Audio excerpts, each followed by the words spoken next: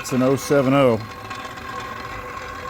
It's idling good. I just adjusted the carburetor a little bit, and it's got a cylinder in it that's larger than the 070 cylinders.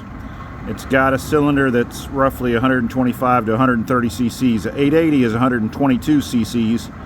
An 090 was 137 cc's. So this right here is more powerful than an 880 right now if I can get the carburetor to make it run right. I'm going to try to end up making these available for limited quantity. I got to test this one for a long time. I'll let you know how it goes. Stay tuned. Subscribe and like. Thanks. Bye.